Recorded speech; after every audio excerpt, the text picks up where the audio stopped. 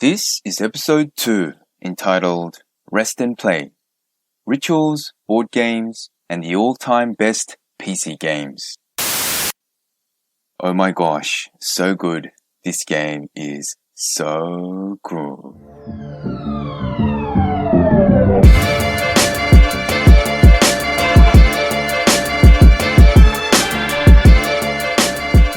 Hello world, welcome to the show. We work, rest, and play. This is where we dissect, decipher, and demystify people's work and their lives outside of work. I'm Dan, your host, and welcome to episode 2.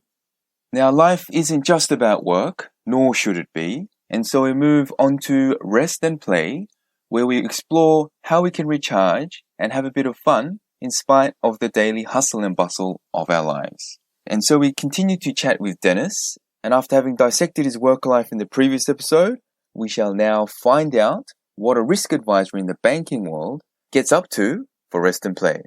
And so in this episode, for rest, we talk with Dennis about exercise, going to the gym, and some surprising benefits of going for walks. We finish off with play, where we then dive into the world of board games, computer games, and a couple of his favorite books and authors. For example, did you know there are actually a whole bunch of different categories of board games? I had absolutely no idea about this. For example, you have party games, strategy games, gateway games, Euro games, hit and roll games, etc., etc., etc. We talk about his favorite computer games and how the gaming industry has changed over time. All you gamers out there will absolutely love this bit. We also talk fantasy novel authors, self-improvement books, and more. And so without further ado, on to episode 2. Please enjoy.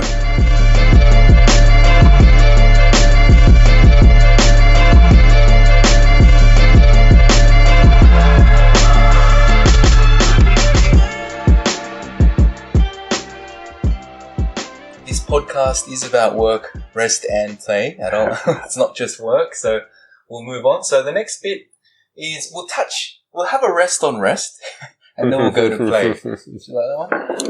So just about rest. Now, this is something that I find is very interesting to me.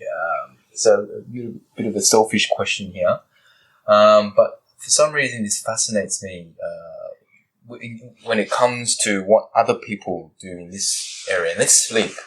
Sort of roughly how many hours of sleep do you normally get every night? These days? On average.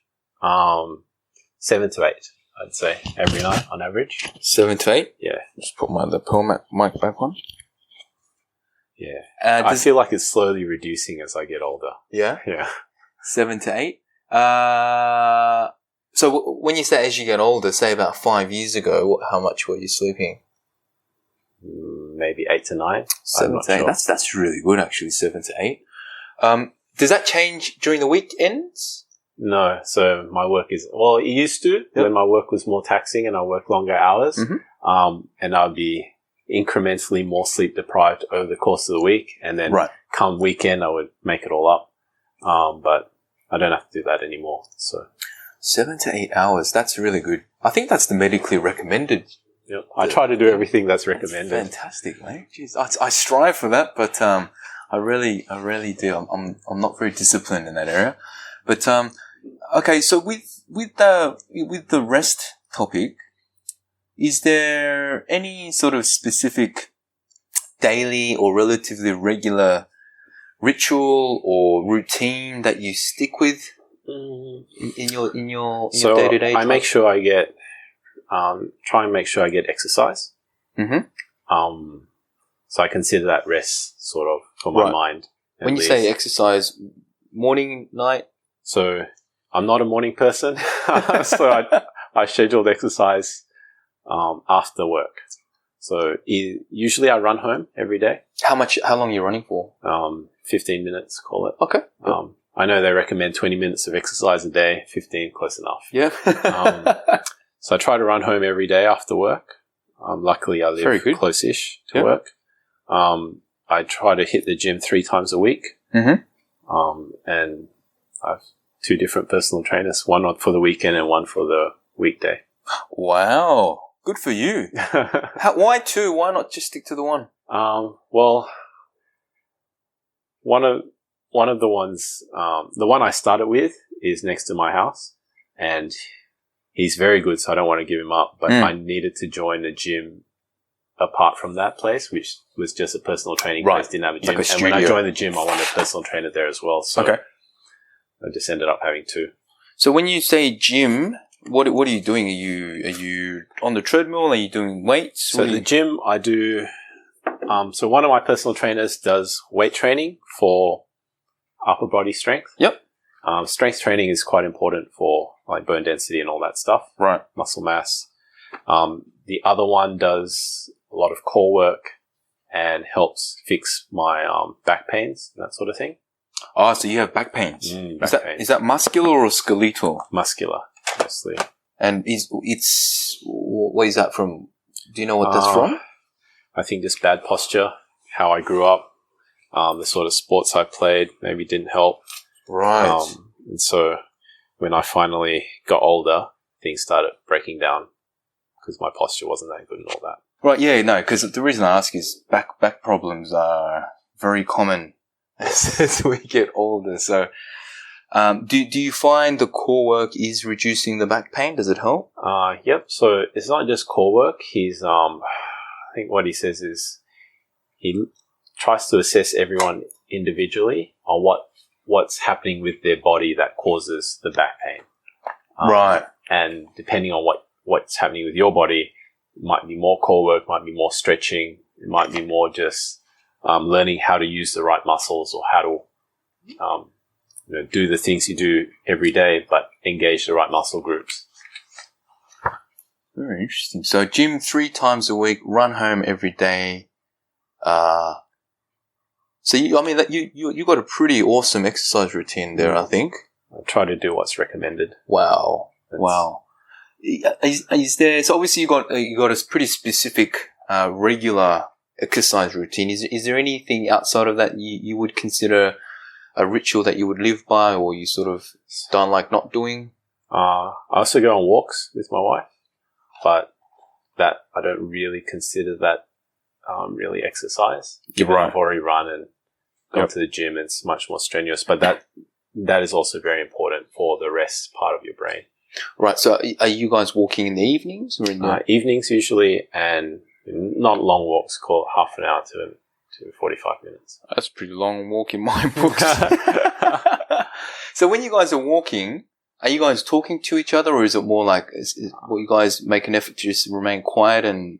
No, just talking. Just casual talking. Casual walk, casual talking. But it's just good time to, I guess, zone out and just relax. Given today's sort of world where everyone's got mobile phones and you're always sort of your mind's in two places at once, the walking together really helps me relax and also helps me connect with my wife. I was going to say that's good. Yeah, it helps me. I guess it helps me disconnect from the world and be in the moment with both the environment and my wife.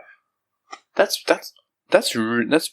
is fantastic. You know what? That should be recommended for all married couples and partners out there, I reckon. That's fantastic. And you guys pretty much do that every day? No. So I try to do it when we can, because she does shift work and daylight saving and all that changes. So, but whenever we're together and the weather looks like it's not bad, we'll go out and do the walk. That is really good. That's a fantastic idea. I should start incorporating that in myself. I really like that. Okay, that's excellent. So that is some really good pointers there from a rest perspective. We'll move on to play. Right now, I already know sort of what type of things you like to indulge in, but we'll go through them. So I'll ask the question. Outside of work, what sort of specific hobbies or special interests do you like to pursue? So board games. Yep. Computer games.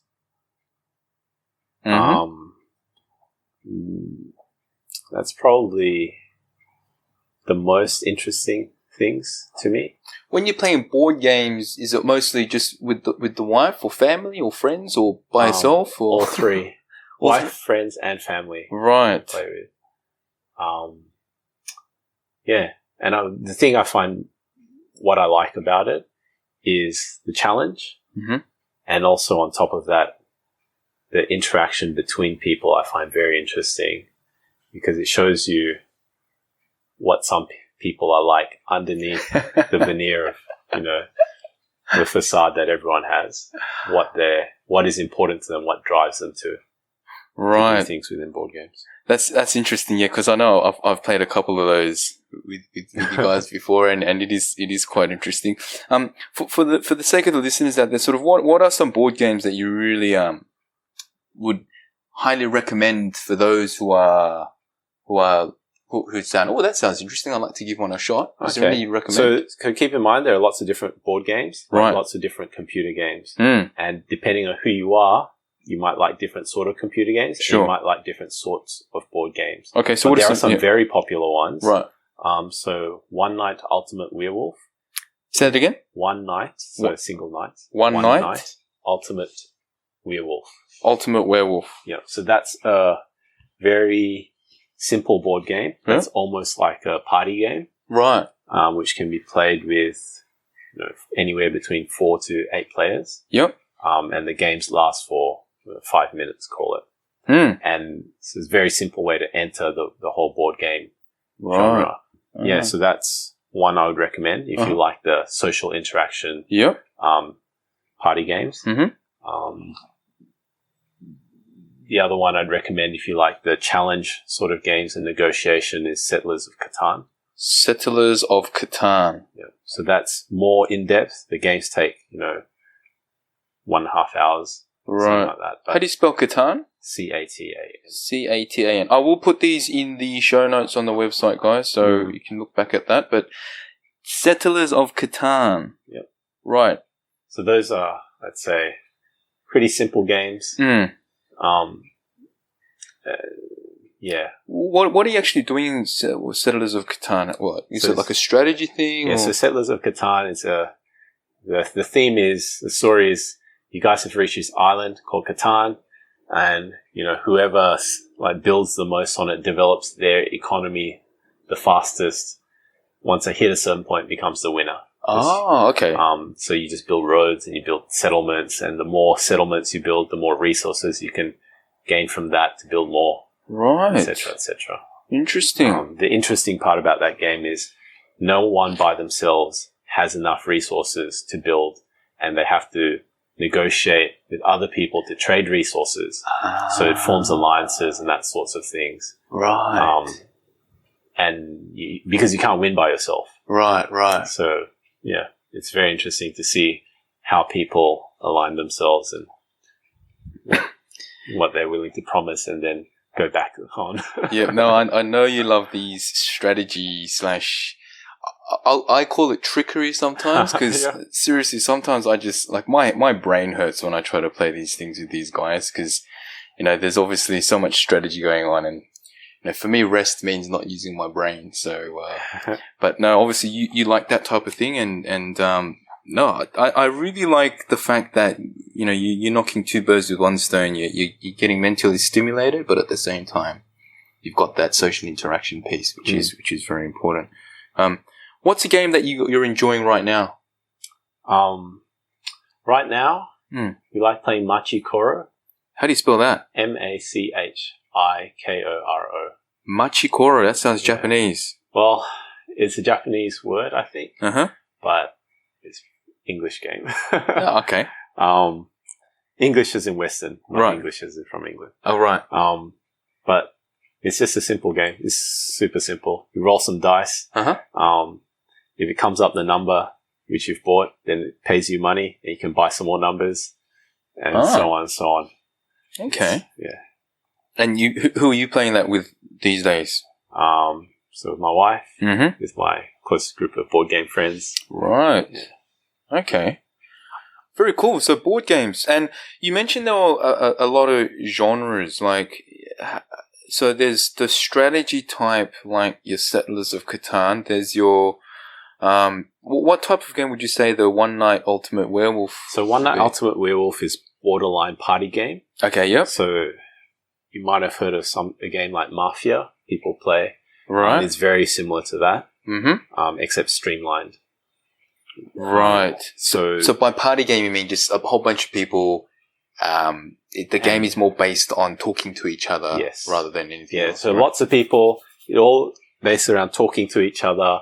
There's no paper or dice or anything like that. It's just a lot of talking and very easy to pick up. Most people may know what Mafia is. So how would you explain what the theme is in One Night Ultimate Werewolf So is? One Night Ultimate Werewolf, you have a group of people, let's say 5 people. Yep. One of you is the werewolf. Right. And you guys, everyone gets given pieces of information about, some people get given pieces of information, but everyone gets some piece of information about who they could be and who some other people could be, let's say. And then you have to discuss to figure out who to lynch at the end of that night, because you're trying to kill the werewolf. Right.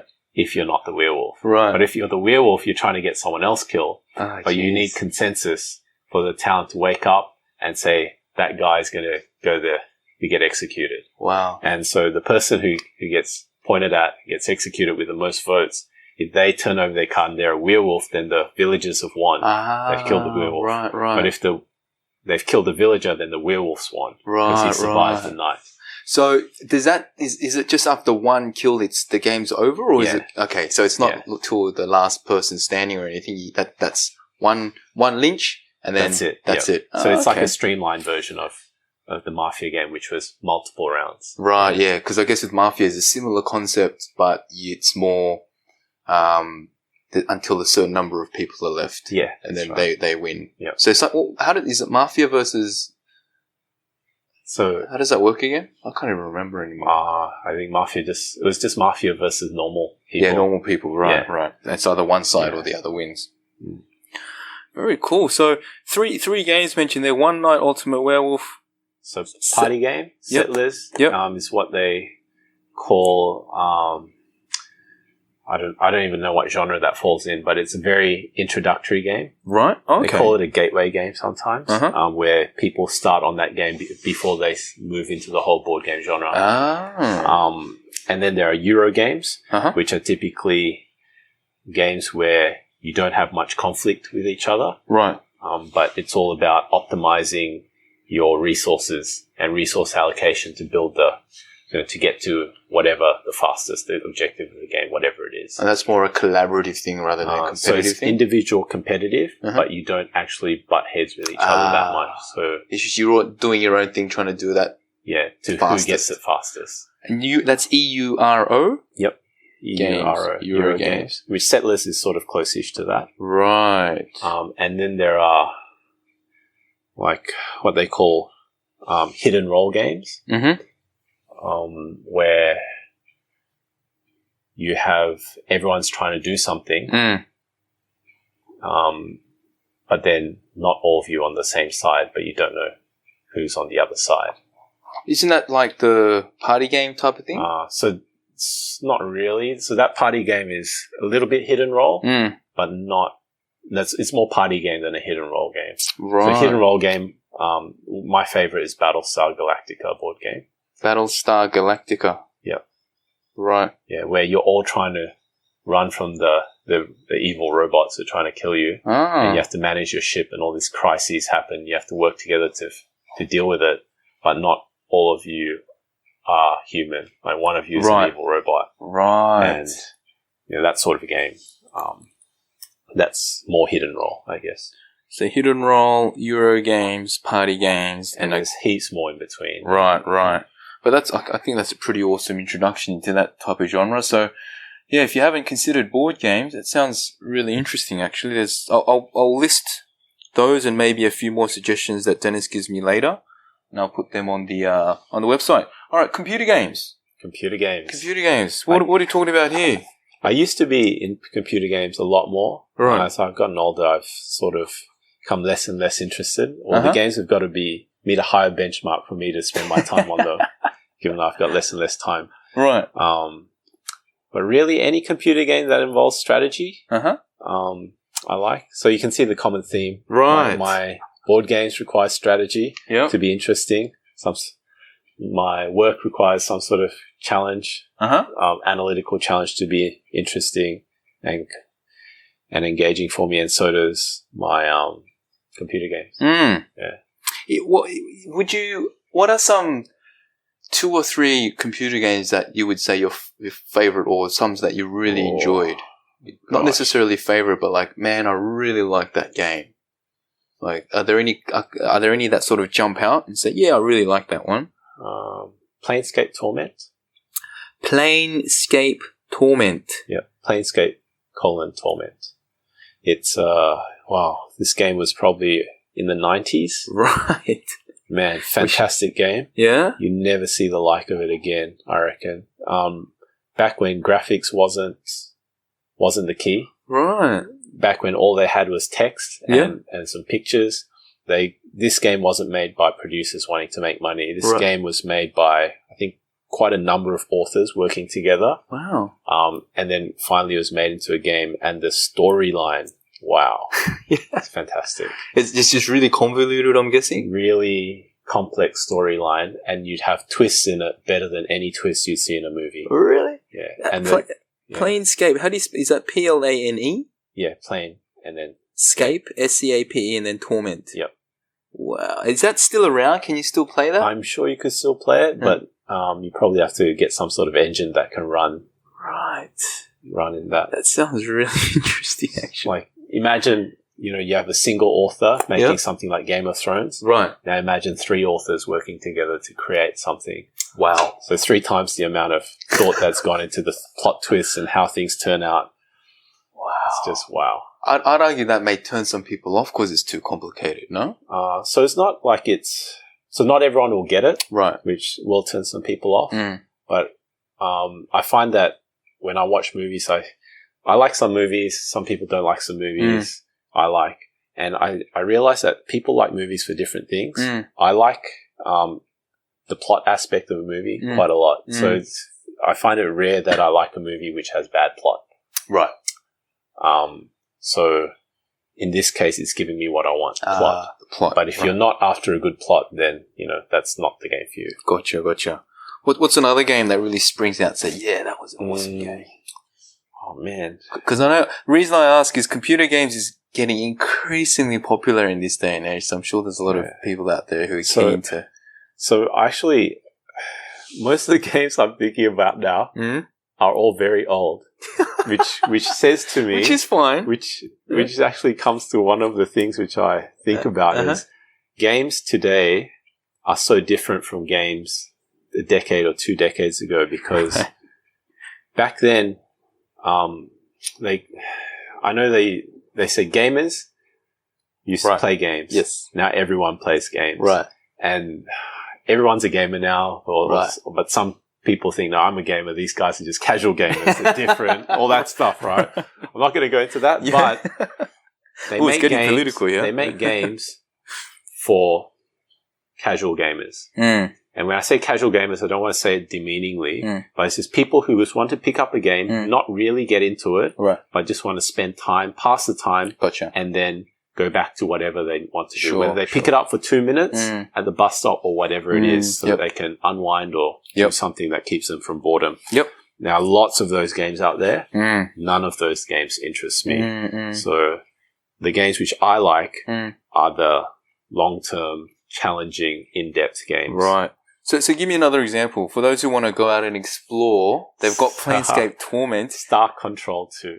Star Control? Yeah, Star Control 2. Star Control. Really funky names here. So this was, oh my gosh, this is also another 90s game. Yeah. Oh, so good. This game is so good. All you real gamers out there, if you haven't tried this already, you're going to have to try these 2 games. So this one was, you started off as a human ship, like a space traveling ship. Yep. You're the first one to exit to visit the moon or whatever it is. And you come back and aliens have come and shielded off the Earth planet. Wow. And you can't go back in because there's been some sort of interplanetary war. Right. And Earth has been quarantined off. Right. and you have to use your ship to try and figure out what's happening in the solar system. And okay, that sounds really complicated. It's just enormous. There's a huge plot going on what's happening in terms of civil war between different alien races, slowly like taking over the galaxy, and what's going to happen to Earth, and how you deal with alien races and negotiate treaties and get allies to fight back. Amazing. Is this also a text-based game? So both of them have a lot of text, but also have pictures and all that. And you fly around in your ship and you shoot other ships and stuff. Oh, so there is that motion. It just looks terrible compared to what you see these days. But there's a lot. So are you interacting at a text level as well? No. Okay, so there's a lot of story. A lot of story. So the actual movement, I'm going to say joystick movements, is that part stimulating as well, or is it more the story? It's just like on the keyboard, but it's all stimulating. That game, all of it was stimulating. Interesting. Okay, so what about? I mean, I'm not a gamer by any means. I sort of steer clear of that stuff because I just have an addictive personality, so I don't want to get too hooked on that stuff. So, otherwise I won't be able to do anything else. The only few games that I know of, say, like, how would you rate World of Warcraft, StarCraft, and Diablo? So these are 3 games I know almost everyone's played. Would you rate them as enjoyable? Or? I love it. You picked the 3 Blizzard games. Oh, well, there you go. 3. There you go. I should get sponsored by Blizzard. There you go. So World of Warcraft, I played it. So obviously I've played all 3. Yep. Being an avid gamer. Yes. I don't particularly enjoy Diablo. Why is that?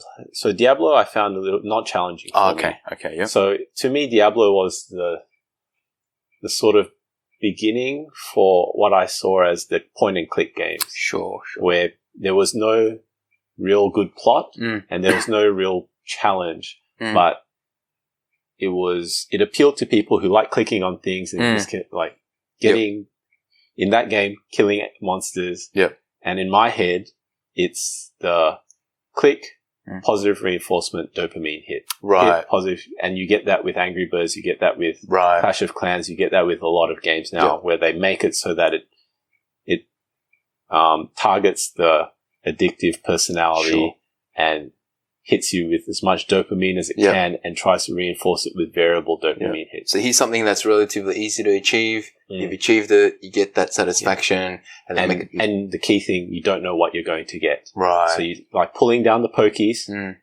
you're not really sure what you're going to get or nothing. You pull it down or nothing, but once in a while it gives you a good payoff and you get a larger dopamine hit. And the variability is like gambling, and it's like... There you go, guys. It's like computer game crack. That's what they're doing to you. And if you don't know it, that's what they're doing to you. Dennis has just broken down the psychology behind computer games. And I think you're spot on, mate, actually. That's, but we also love it. That's why it gets consumed like crazy, right? So, okay, so Diablo wasn't so challenging. World of Warcraft? World of Warcraft, I played because a lot of my friends played it. Yep. And it was challenging for a little while, but it just requires so much time. Right. So I stopped playing that after about a year or 2 years of playing it. Okay. But I played it for a long time. And StarCraft I don't play anymore. Used to play it. Very challenging. But also took a lot of time. Yeah. But I watch it now. What do you mean? Oh, you watch the StarCraft games. So there are, so there's competitive gaming happening in the computer game world. Yep. They call it esports, just like. Of course. It's like. It's the future of sports. Yes. Computer games plus whatever. So I watch that. Find it interesting enough. Okay. Yeah, of course, because you know how the game works. So just watching that makes it really. I mean, it's like watching a story unfold, I guess. Yeah. Wow. So you've got a heavy inclination to the good old 90s Planescape, Torment, Star Control 2. Any other ones? It's like, you guys really need to play this game if you want to get into PC gaming. Whoa.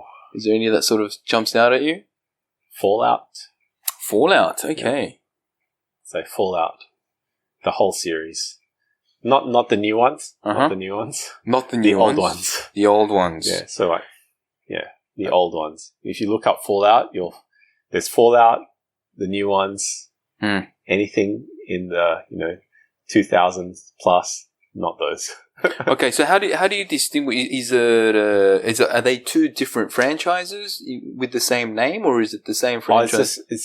So with computer games, a lot of the old publishing houses have got new bosses by now. So the games which are fantastic in the 90s are now run by different people. Gotcha. And the people who run it now are running games for producers who want to make money. Okay. Back then they wanted to make money, but also they wanted to build franchise value or whatever else. So it's very different. It's been marketed now and people are investing. It's all about making money, which is very different. Okay. So the ones previously, they had a lot more effort put into them, not just how much investment do we have to put in to make the money we want to make with this game. That's not the question. Previously, it was how much do we have to put in to make this game fantastic. Right. Gotcha. And I think that's why there's such a difference. So the old Fallout, but they all called the same Fallout. I think it's called Fallout, and then there's Fallout 2. Right. Those were really good. Okay. We'll confirm that, and I'll put that in the show notes as well. But all right, Fallout. I mean, I'm not familiar with that game, so just write that down, and for whoever wants to explore, go for it. Awesome. So you mentioned board games, computer games. Is there anything else that you like to indulge in to pass the time or enjoy? Reading. Sometimes I read. What sort of stuff are we talking about? I read a mix of fantasy and I think what people call self-help books. Yep. Which I don't really like the connotation of that. So when people say self-help, it's like, do you actually need help? It's more self-improvement. That's what I like calling it self-improvement. So I've read everything from two of the best ones, I think, are How to Make Friends and Influence People. How to Make Friends and Influence People. And do you remember who that's by? Dale Carnegie. Right. Dale. He sounds familiar, this book. So this guy is well renowned for, there's still courses run on this book. It's so good. Right. Fantastic book. Just insane. If you want to work in the corporate world, read the book. Okay. That's definitely going in the show notes. What's the other book that you mentioned? You mentioned two. There was another one. Well, there are so many other books. I guess that's the top book in terms of self-improvement. Yep. That's half self-help, half textbook. Right. In terms of what it's trying to show you. Okay. Because it's a self-help book that's been taught as special courses in, as like university courses and that sort of thing. Yep. I don't really know what other books in terms of other fantasy books I read so much. Yeah, like I know those. So you're talking about sci-fi, science fiction, fantasy, totally. Or just in general fantasy. Because those books are like absolutely massive, and then there's like so many in the series. So are there any sort of author? We won't go through titles, but are there any authors that you particularly like? So my favorite author is R.A. Salvatore. You can see the. I can see it here. It's on the bookshelf. R.A. Salvatore. I actually really like the book covers of these books. I've read a few back in the day, and they're absolutely like so absorbing. But these days I just don't find the time. But okay, R.A. Salvatore. Anyone else? That's my favorite author. Right. Every year I get the new book. That's a big call because there's so many good fantasy writers out there. So he's my favorite not because he's the best writer, but his writing has improved to fit with my age. So I started reading him when I was young, and his writing was simpler back then. And then over time, as he's developed as a writer and his English has matured, my English has improved as well because I started reading him when I think I was 9 when I started reading his book. How awesome is that? Yeah. So like, I have never heard of that type of interaction with an author and a reader. That's fantastic. There you go, R.A. Salvatore. If you happen to ever be listening, but if you read the R.A. Salvatore books, the first few are actually, now look back, actually not very good because I read them as a 9-year-old. If you read that as a 30-year-old, you'll be like, this is such simple English. He doesn't use the best words to get across what he's trying to say. Right. But as a 9-year-old, it's fantastic. Right. That's all I could understand. Wow, there you go. All right, so who would be a remote second? Oh gosh, I don't even have a second. That's it. I'm looking at your shelf. I've actually read some of Terry Brooks back in the day. He's okay. He's okay. He's okay. Well, I wouldn't rate him as right. All right, so there's only number ones on both sides. Right. Number one, self-improvement. So number one. That's it. Dale Carnegie and R.A. Salvatore. So Reid, do you do anything else, mate? I know you have a avid interest in you watch the UFC, don't you? Less and less these days. Less these days. As I get older, less and less into the mixed martial arts or the martial arts. Right. Still interested, but I find more of my exercise is for health as opposed to training for self-defense. Right. So why do you find that? Because I know, for those who are listening, I know ever since I've known Dennis, he's always had a very keen interest in the martial arts ever since high school. I know you did Kung Fu for a very long time. Yep.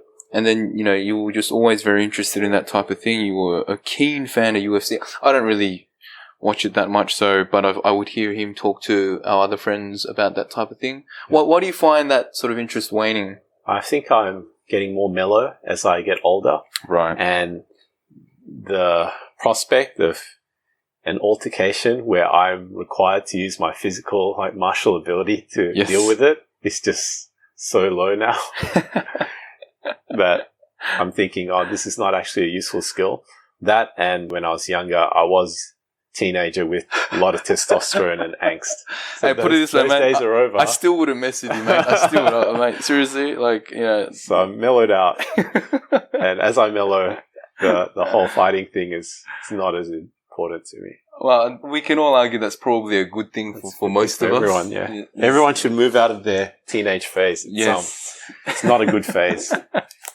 It doesn't bring the best out of you, I'll tell you that. That is very true, very true. Anything else that you would classify play that keeps you sane or happy? There's one concept on play though. Yeah. I want to talk about. Please. A lot of people throw around this work hard, play hard thing. I think what they're trying to say when they say that, they say, at work, work very hard. Yes. And then when you party very hard. And then go back to work and work hard. And I like what you've done with we work, rest, and play. Because when they say work hard, play hard, if that's all they do, they're going to burn out hard. Yes. Something I can definitely relate to. They need to rest, and they need to rest hard or whatever, right? To make up for the work hard, play hard, because that's very true. You work hard, you play hard, and you don't rest enough. Yes. You burn out like a lot of corporate people. That's funny. I never thought anyone would actually pick that up, Dennis, but very, very well spotted. It was a very conscious effort to include rest in there. I know sort of in this segment, we don't delve too much into the rest, but I consider the depending on the type of play that we're talking about here, the rest and play would overlap quite a lot. I think one key important thing here is, and obviously when we say play hard, often for us who are in the corporate world, and I guess for those uni students out there who are listening as well, it will usually involve alcohol consumption to some extent. Now, one thing I find very inspirational with yourself is that you don't drink. No drink. No drinking. And this is not something, this is a conscious decision that you've made. How many years ago? Oh gosh. Maybe 5 years ago. But I never really drank that much. Right. But 5 years ago probably when I was just like, no, that's it. 5 years ago. Alcohol is not adding value to my life. Right. So it's out. And just like that, you didn't struggle with not so I drinking? didn't struggle with it because I didn't really like it anyway. So I was lucky in that respect. Right. Yes, because I know you are a man of your principles, and I guess that is one of those things. I just think that's that's really, especially when working in the financial industry. Super hard when it comes to working with clients and some of the cultures out there, especially the older Caucasian culture. Right. It's hard to belong when you don't. So how, especially because in your work, you're working with clients, and based on my understanding, it's usually a given that you will take your clients out for a nice dinner and some drinks, and how do you deal with that? So I can't take them out for a drink, really, because you don't really want to take someone out for a drink and then they're the only one drinking. Right. That's a bit weird. Course. But I don't really do a full-on sales role. So mine's more a support sales role. Mm. So there will always be the full-on sales guy there who can do that. Whereas I'm there, my offering is the brains and the analytical thinking. Right. So they don't bring me along to drink. But that said, it is in some pockets of culture. It's actually quite a big pocket of culture in Australia. It's hard to progress without drinking. And I've been told before, you should come out for a drink with us. Right. After work, even if you don't drink. Right. Because that's important to your progression. Right. And, I'm highly against that. Right. Because that's just what that pocket does. Right. I mean, right. It's not something I want to do, not something I should have to do. Because I guess often that going out for beers or wines or drinks or whatever is often the main way of building relationships with your teammates and your clients. As sad as it may sound, for those of us who enjoy that type of thing, all well and good. Yeah. But I guess the important thing is that not everyone drinks. So often a lot of people be left out, and you have those sort of not so desirable situations. So do you do anything else? Do you make a conscious effort to do that in a different way, or do you find there's ample opportunity just to do it in the office? I find that I don't really make up for it. So there are pockets of people who progress faster. Because they're drinking with the right people. Right. And they make friends with buddies who are higher level who will promote them. That said, those are that sort of pockets. As we get older, there's a whole generation of people like me who grew up with computer games. Right. And I know someone who he's in a sales role. Right. And he has to manage his clients. And his clients are all our age as well. And so he takes them to like the EA Games Expo. Oh, wow. Because there's a new set That's a common interest now. Right. Yeah, because, as opposed to some banks where you have treasurers or CFOs who are, if you stereotype it, old, Caucasian, grew up playing rugby or whatever. Right. They drink and they want to watch sports, like football, rugby, cricket. Right. But that generation is going. Right. The next generation is going to have a mix of people. So your salespeople, if all they're offering is, I can take you out to the cricket, if you're talking to a client like me or yourself, we'll be like, well, I don't really want to do that. And if you're talking to someone like me, I'll be like, I'm not going to do that. You can take me off your client list. I'm going to go with this other guy who's going to take me to the Games Expo. Wow. So there's a whole new generation, and I think that will improve things for us younger people. Right. As the culture changes. And also improve things for all the minorities. Right. Like people who want work-life flexibility. Yep. With our culture, currently more women want to take time off. Right. And when you want to fit in these client building, relationship building activities, you can't do it after work because people who have children and have other responsibilities need to go home. Yes.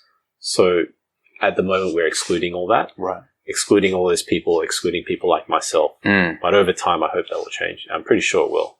Well said, mate. Well said. Wow.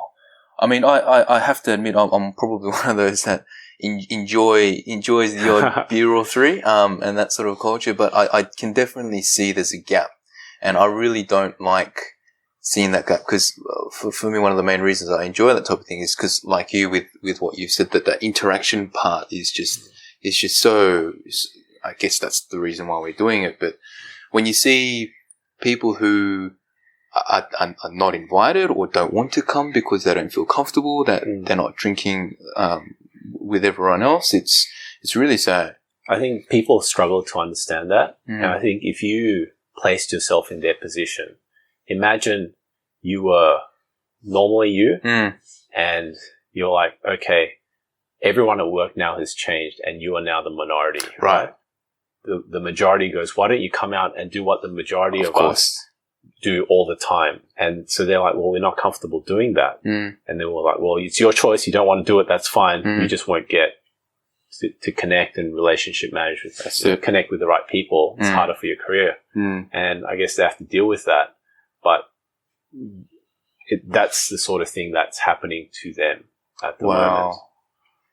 Mate, that's really well summed up. I like the way you've mentioned that.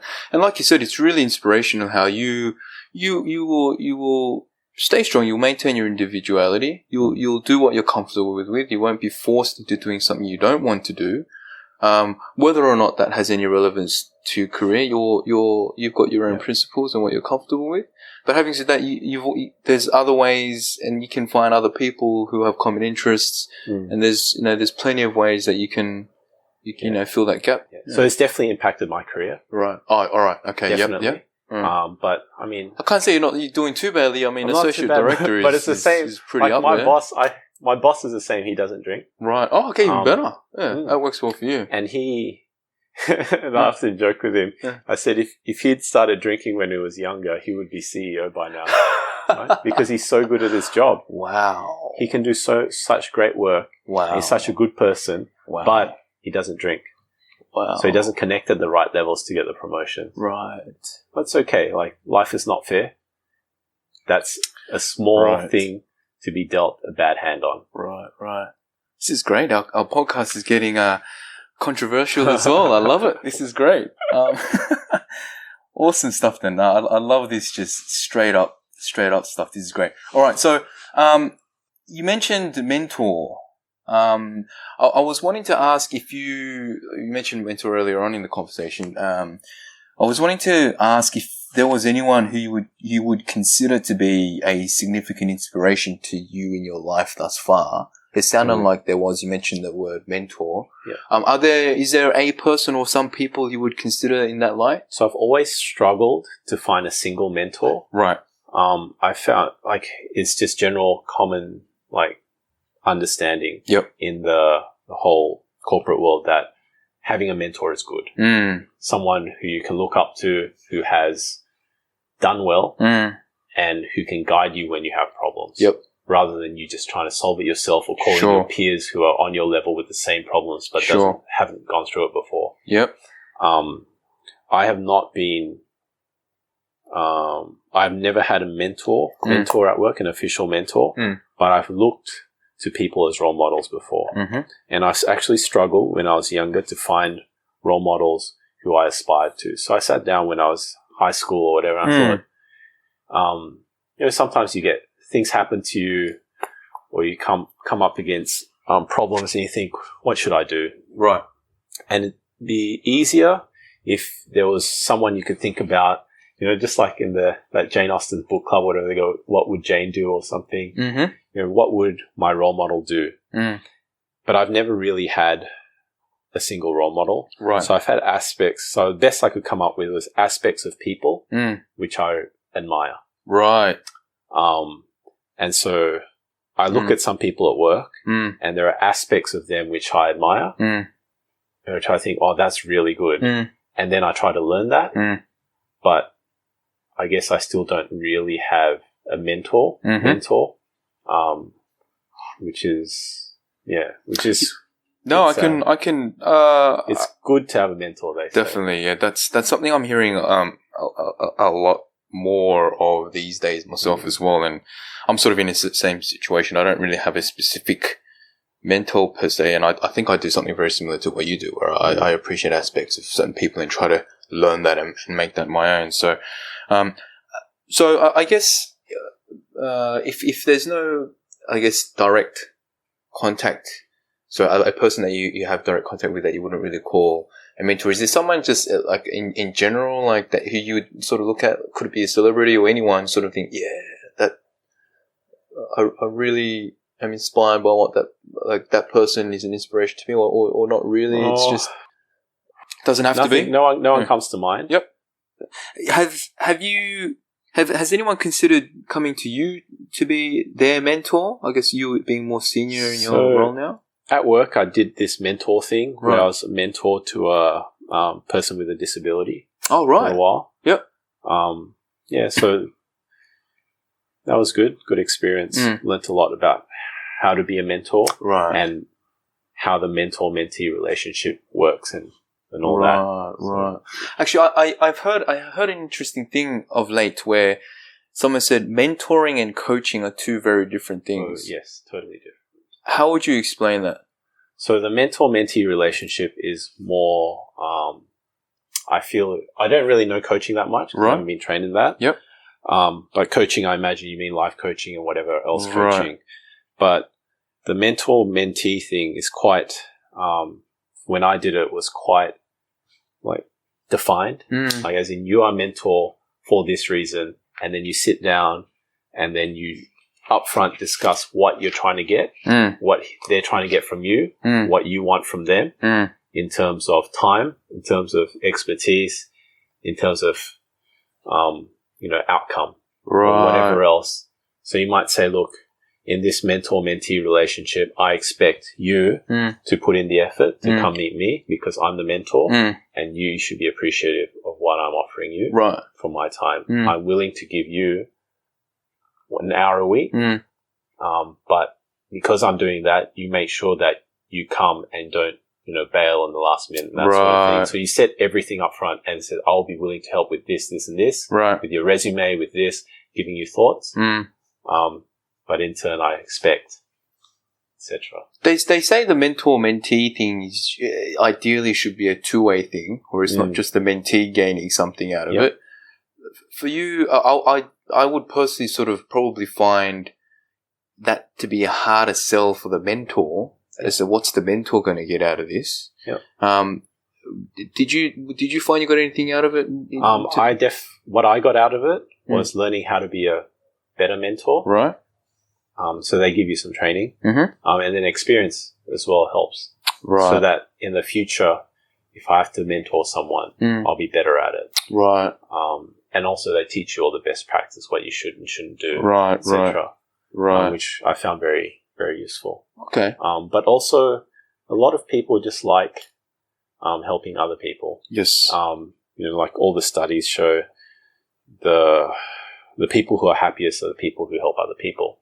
So that, and if you do things for yourself, typically that doesn't lead to that much happiness. So with that sort of thing in mind, you can see that a lot of people would want to mentor other people if they had the time. So it sounds like you're following another one of those recommendations. So, this is something that you obviously have made a conscious effort to try to help others. So obviously you have that experience, perspective benefit out of it, but was it more of a self-experiment as well? Did you see how you get out of it? So I needed to understand, I wanted to learn how to do it as well as see if that appealed to me. Right.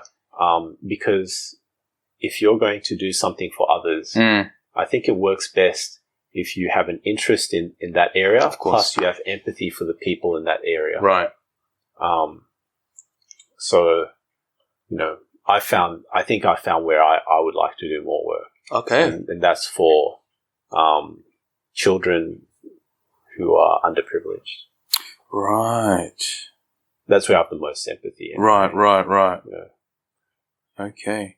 That's really good. I think, especially as we get older, that side of things, I think is starting to, have a louder calling. If you don't, this is what I think anyway. I've been thinking about this for a little while, but if I don't do it now, then I'm never going to do it. Exactly. If you don't do it now, when's life going to give you a chance to do something for society? If you've always wanted to do something for society, it's not going to be when you have children. Maybe when you retire. A lot of people do that, but I'm personally, I would like to do mine earlier. Exactly. I think it's, I mean, I should practice what I preach, but I'm trying to think that, like we may think our contribution is not that much considering how much time we have or don't have. Yeah. But I always think, you should do that little bit that you can and start there, because otherwise I think we'll look back and regret it. And by that time much time would have passed. Yeah.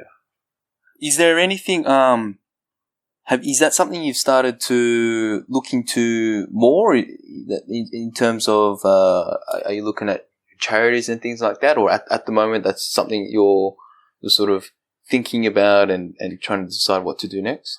So I'm still thinking about it, but also, looking at alternatives. Right. So I feel like you can always think about things, but there's no harm in reaching out and actually finding out concretely what is the alternative. Right. What can I do? Right. And if it doesn't cost that much time, why don't you try it? Yeah. Just like the mentoring thing. It doesn't take that much time. Try it. Give it a shot. Once you try it, it's often pretty clear if it's for you or not. Right. Right. And if it's not, then at least you know it's not. Yep. Which is it's good learning to have. Fantastic. Right. That is, once again, inspirational. Right. Okay. Last formal question for this segment. We'll finish off with some fun questions, but just before we move on to that, now I've heard this question come up in various forms in interviews of past and other podcasts, and I thought I'd steal it as well. For an interview question. and use it because I love this question. So, I mean, of late, I should acknowledge that I heard it most recently in, Tim Ferriss's podcast. He's an inspiration of mine, and, he's doing some fantastic work. So I'm going to pretty much near plagiarize that question because I know I'm not the only one that's using this type of question out there as well. So, and the question effectively is, if you can go back in time and chat with yourself 20 years ago, so you, of your age now, if you chatted to yourself when you were 20 years younger, what advice would you give to yourself? Oh, you can see why tough. I love this question. That's a tough question. What would you tell your 20-year younger in terms of advice? That's a tough question. So I don't want to change too much of, Oh yeah, no. It's not necessarily about changing anything. Is there anything you wish you knew 20 years ago that would have made the journey less difficult or more interesting? I actually don't think so. I wouldn't tell them anything. Right. Figure it out for yourself. Yeah, because I think the lessons or the difficulties I've had to go through, I needed those difficulties to learn the lessons. And without those difficulties, like if someone had just told me, I may not have learned the lesson, I guess. And I think the difficulties I went through made me the person I am today. So I wouldn't remove those. Wow. Definitely. Like I needed all the pain to become the person I am today. Wow.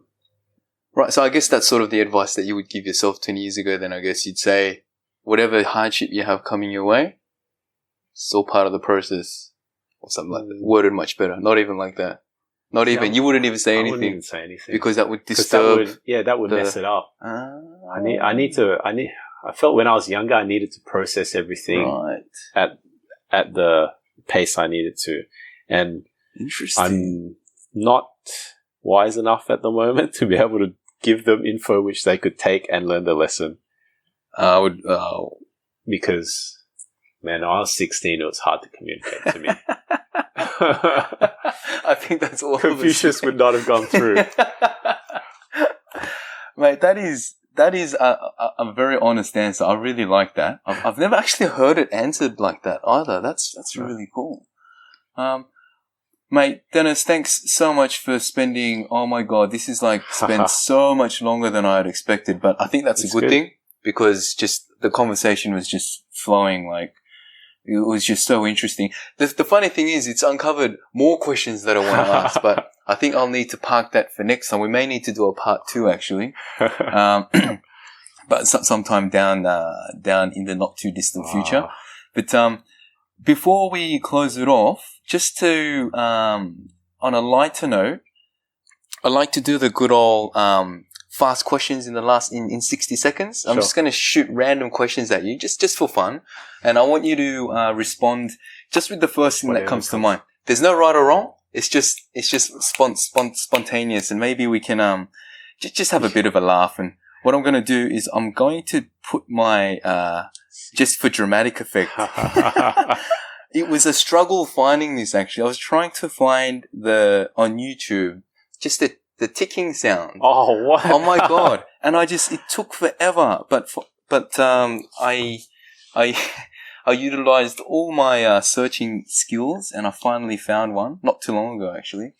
So I'm going to turn that on, and then we're going to jump into it. So the objective is to get through as many questions as we can. Yep. And then we'll take it from there. And single word answers? Single word or phrase, it can be anything. But single word is perfectly fine. Okay. If an answer doesn't come up, you can say pass. Yeah. I mean, if there's time, we can come back to it later, or we can pause it. Okay. So I'm going to, let's see how this works. Okay. Sound test on this ticker. This is what, sounds good is that? That sounds good. All right. So let me put that back. Okay. Excuse me. Yeah, here's the real part of the podcast, guys. Right, so are you ready? Yep. Okay. And I'm going to start it after I ask the first question. Okay. What movie did you really like? Braveheart. What movie did you hate? Oh, don't know.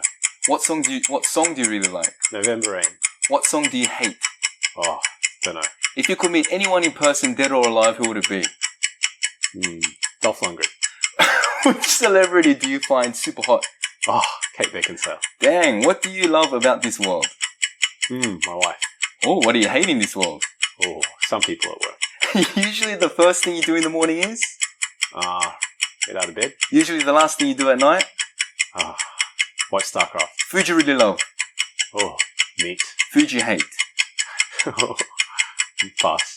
Who do you find to be really inspirational? No one. Who do you think is a real douche? Don't know. Is there a divine creator? Maybe. Favorite subject at school? Maths. Subject you hated? English. Will robots rule over humans? Probably. Favorite sport to play? Hey! Ooh. There we go. Shake the man's hand. Thank you. Thanks so much for being generous with your time, mate. Honor. Honor to break your virginity into the radio world.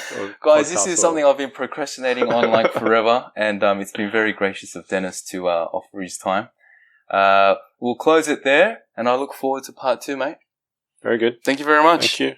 And that's it for episode 2. A big thank you to Dennis once again for being so generous with his time.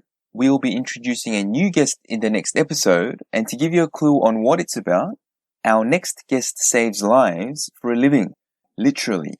So stay tuned for that and check it out when you get a chance. Also, if you like what you've heard so far and you'd love to support the show, there is a way. You can become a patron via patreon.com. That is patreon.com. And you can find us by searching for We Work, Rest and Play, all one word, from the Patreon homepage. You'll gain a bunch of exclusive access and benefits, so definitely worth checking out. Every little bit of support is a huge help and goes a very long way in keeping this show alive. And of course, thank you very much for listening. Don't forget to follow or subscribe to the podcast via your favorite podcast app to make sure you automatically receive new episodes. And if and when you feel like it, it would be great if you could spend just a few seconds to leave a review to let me know what you think about the show. You can also refer to the website, weworkrestandplay.com, for the show notes. And looking forward to speaking with a brand new guest in the next episode. And so until then, live life, take care, and keep smiling.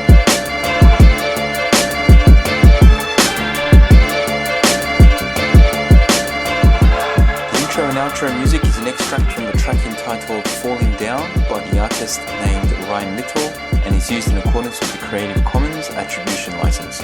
Thank you very much, Ryan. Further references can also be found in the show notes at www.weworkrestandplay.com.